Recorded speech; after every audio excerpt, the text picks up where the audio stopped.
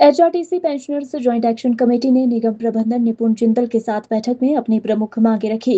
Pensioners ने स्थायी pension समाधान, वित्त विभाग के अन्य कर्मचारियों के आदेशों का सम्मान लागू होना और वार्षिक अनुदान सुनिश्चित करने पर जोर दिया।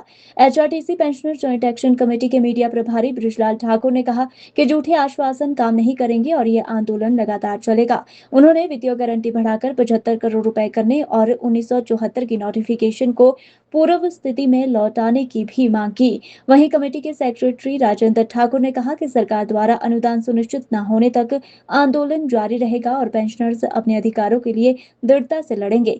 निगम प्रबंधन ने बैठक में संसाधनों की कमी जताते हुए समय सीमित अनुदान देने का आश्वासन दिया। मैं राजेंद्र ठाकुर, सेक्रेटरी एचआरटीसी संयुक्त संघर्ष समिति पेंशनर्स की। आज हम एमडी साहब से मिले। वैसे तो कई बार मिले हैं, हमने डिमांड चार्टर भी दिया है। लगभग 1.5 साल जो है वो डिमांड चार्टर को दिए हुए हो गया हुआ है। उसके ऊपर बहुत बार आश्वासन भी मिले हैं, सरकार से भी मिले हैं और मैनेजमेंट से भी मिले हैं, परंतु धरातल पे कुछ नहीं हो रहा था।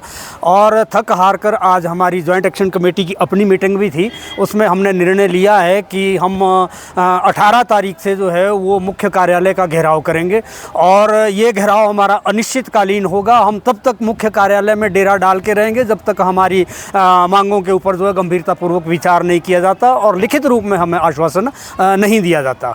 हमारी मुख्य मांगों में पेंशन का स्थायी समाधान, हमें हर महीने जो है सड़कों पर उतरना पड़ रहा है। सरकार के खिलाफ, मैनेजमेंट के खिलाफ जो है वो नारेबाजी करनी पड़ती है, तब जाके हमारे को कहीं पेंशन मिलती है, वो भी महीने के आखिरी तारीख में।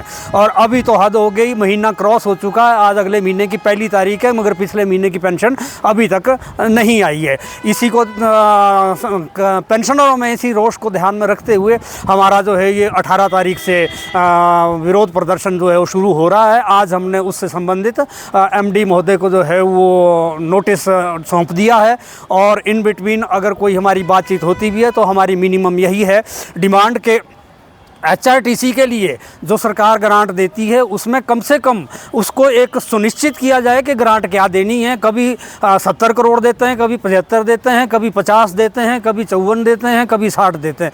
तो यही पता नहीं है कि ये ग्रांट कितनी आनी है और उसमें से किसको कितना पैसा मिलना है।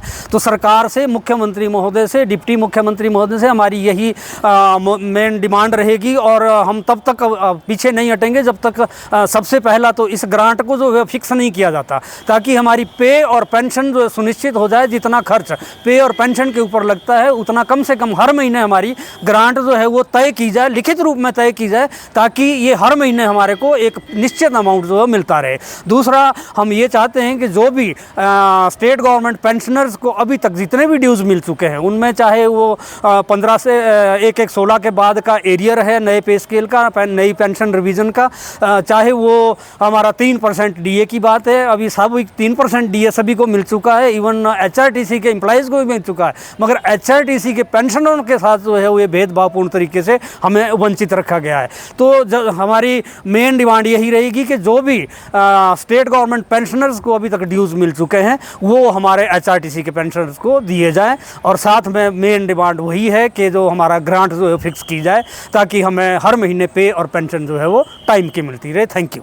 एमडी साहब का आश्वासन था कि एचआरटीसी के अपने से रिसोर्सेज जो है वो कम है, ये जो हमारे खर्चे हैं ये मीट आउट प्रॉपरली नहीं हो पा रहे हैं। सरकार से ग्रांट मिलती है तभी ये दे पाते हैं, इसलिए सरकार से ग्रांट जब आती है ये हम आगे तभी दे पाते हैं। तो इसलिए सरकार से जो है वो हम भी गुजारिश कर रहे हैं, कहते हैं फाइल पे ये भी लिख रहे हैं कि ये ग्रांट जो है वो टाइम की दी जाए और एक निश्चित ग्रांट दी जाए। तो उसी के बाद हम जो है वो कहते कुछ आपके बारे में, अन्य डिमांडों के बारे में सोच सकते हैं, अगर हमारे को ग्रांट जो प्रॉपरली आती है। आज मैं आपके माध्यम से मैं कहना चाहता हूं, वर्तमान सरकार को भी और एमडी साहब को भी हम कह के आए हैं कि अब झूठे आश्वासन नहीं चलेंगे और अब का जो आंदोलन होगा उग्र आंदोलन होगा और अनिश्चित काल के लिए होगा। हमारी प्रमुख मांग कि पेंशन का स्थायी समाधान, जैसे अपने ठाकुर साहब ने कहा, कम से कम इसकी जो गारंटी नीड है ये 75 करोड़ के करीब बढ़ाई जाए। और दूसरी, जितनी भी ऑर्डर्स फाइनेंस डिपार्टमेंट ने अदर्स पेंशनर्स को किए हैं, एचआरटीसी के वर्किंग स्टाफ को किए हैं, वो सभी हमारे ऊपर तत्काल रूप से एक समान रूप से लागू हो। मैंने पीछे अभी 13 मई को हमारी मुख्यमंत्री से बैठक हुई, आइटम नंबर 5 पे मैंने बोलते हुए पक्ष रखते हुए मुख्यमंत्री जी को भी कहा कि हम ही चाहते हैं पेंशन का परमानेंट सोल्यूशन ऑफ पेंशन। और मैंने मुख्यमंत्री जी को कहा कि आपकी सरकार गंभीर नहीं है और आपकी ही सरकार के समय में 2/10/1974 को HGT से कॉरपोरेशन बनाई गई है। तो मैंने निवेदन किया कि 2074 की जो नोटिफिकेशन है इसको रद्द करके पूर्व स्थिति में हमें ले आए, HGT बना दें। अगर वो भी नहीं करना चाहते बस प्रोविजन कर दें। अगर वो भी नहीं करना चाहते हैं आप, तो आप हमारे डिपार्टमेंट को वो स्टेट ट्रांसपोर्ट में मर्ज कर दें। सारा इंफ्रास्ट्रक्चर बना हुआ है, सारा सब कुछ है, लेकिन मुख्यमंत्री जी कहते हैं कि मैं अधिकारियों को कर दूंगा बसें। वो आपका मामला है।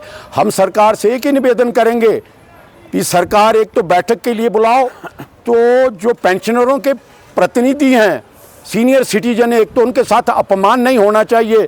दूसरे, वहाँ पे कोई सलाहकारों की आवश्यकता नहीं, हमें सलाहकारों की आवश्यकता नहीं। Be under the chairmanship of chief minister, under the chairmanship of chief secretary, finance secretary, secretary transport, other officers.